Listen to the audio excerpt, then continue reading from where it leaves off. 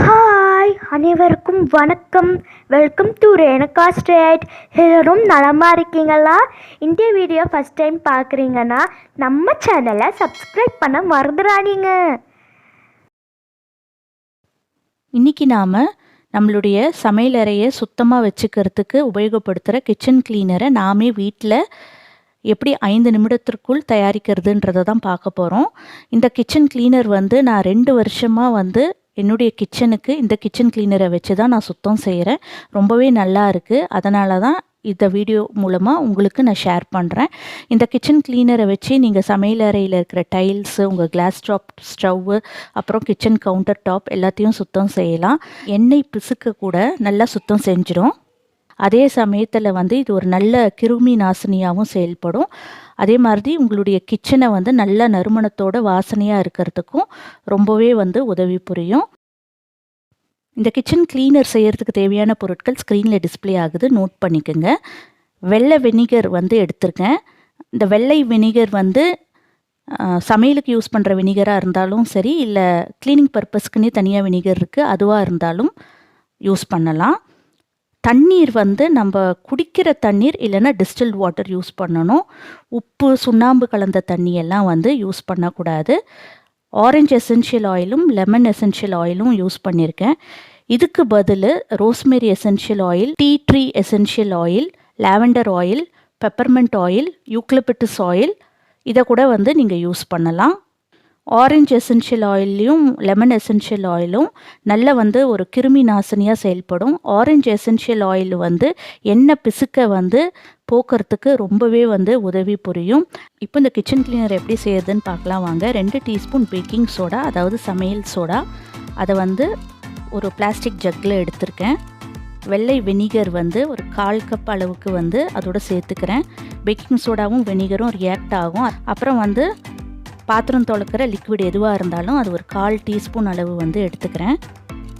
அப்புறம் 1/2 கப் அளவுக்கு தண்ணீர் இதை சேர்த்துக்கிறேன்.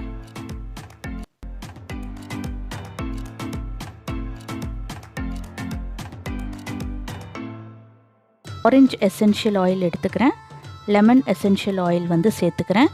இந்த 2 எசென்ஷியல் ஆயில்லையும் ஆன்டிஃபங்கல், ஆன்டிவைரல், ஆன்டிசெப்டிக் ப்ராப்பர்ட்டிஸ் நிறையவே இருக்குது. இதை எல்லாத்தையும் ஒன்றா கலந்து விடுறேன். கலந்து விட்டுட்டு ஒரு ஸ்ப்ரே பாட்டில் எடுத்துக்கிட்டு அதில் இந்த கலவையை ஊற்றிக்கிறேன். உங்கள்கிட்ட ஸ்ப்ரே பாட்டில் இல்லைன்னா கூட நீங்கள் இதை ஒரு ஸ்பாஞ்சில் முக்கி நீங்கள் துடைக்கலாம். ஸ்ப்ரே பாட்டில் இருந்தால் வேலை கொஞ்சம் ஈஸியாக முடியும், வேறு ஒன்றும் இல்லை. லேசாக குலுக்கி விட்டுக்குங்க. குலுக்கி விட்டுட்டு இப்போ நான் என்னுடைய அடுப்பு மேலே கிளாஸ்டாப் மேலே லேசாக ஸ்ப்ரே பண்ணுறேன். ஸ்ப்ரே பண்ணிவிட்டு இப்போ துடைக்கிறேன். ஆக்சுவலி இந்த லிக்விட் எனக்கு இன்றைக்கி தீந்துடுச்சு. ஸோ ப்ரிப்பேர் பண்ணுறதுனால தான் வீடியோ போட்டேன். மோஸ்ட்லி என்னுடைய கிச்சன் எப்போவுமே க்ளீனாக தான் இருக்கும். நான் தினமுமே நான் துடைச்சிடுவேன். அதே மாதிரி இப்போ இந்த டைல்ஸில் பாருங்கள், லேசாக ஒரு சின்ன அழுக்கு இருந்தது, அது மேலே போட்டேன், நல்லா போயிடுச்சு அழுக்கு.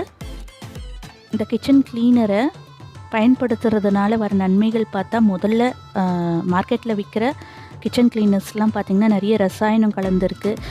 தோல் ஒவ்வாமை ஏற்படுது. நம்ம வீட்டில் இருக்கிற பொருட்களை வச்சு செய்யும்போது நமக்கு அது மன நிறைவாகவும் இருக்குது. அதே சமயத்தில் அது ரொம்ப எஃபெக்டிவாகவும் இருக்குது. அழுக்க போக்குது, கிச்சனை க்ளீனாக வச்சுக்க உதவுது, கிருமி நாசினியாக இருக்குது. பளிச்சுன்னு நம்மளுடைய கிச்சனை நறுமணத்தோடு வச்சுக்க உதவும் போது நம்மளே வீட்டில் செஞ்சுக்கலாம்.